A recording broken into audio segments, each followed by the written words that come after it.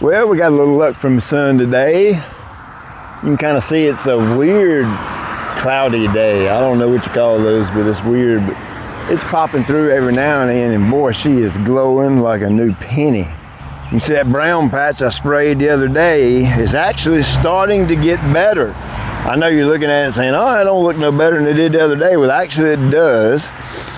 When the disease is, halted, the new growth on the plant is going to begin to grow, and that discoloration and those lesions in that fisheye right there is going to be pushed up, and so as you mow it, you cut the brown off.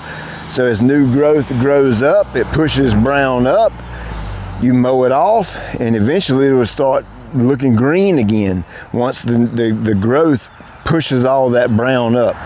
So it's gonna look worse before it looks better. It's just part of the process. It is what it is.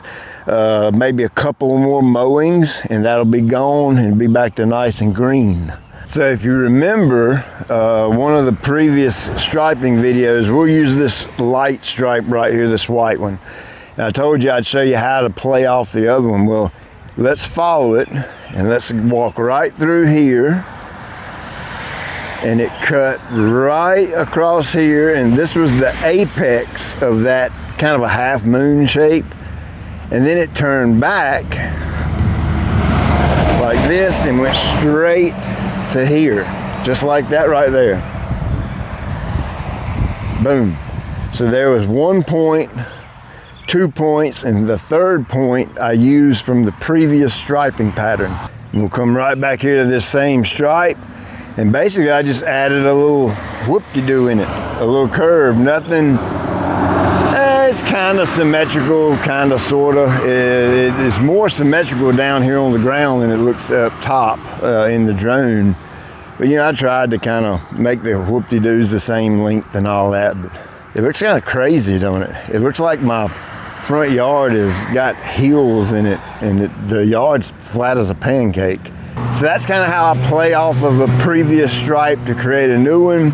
And you tell me in the comments below, what should we do next? I think it would be cool to cross up the whoop-de-doos, meaning come maybe at about an angle like this, or we might could even go straight across and make whoop-de-doo plaid stripes. I don't know. You tell me below what we ought to do and I'll do it. As always, I appreciate you taking time out of your day to watch. I'll check you later. Yes, July 4th is right around the corner, and we'll have us a flag out here. That's for sure.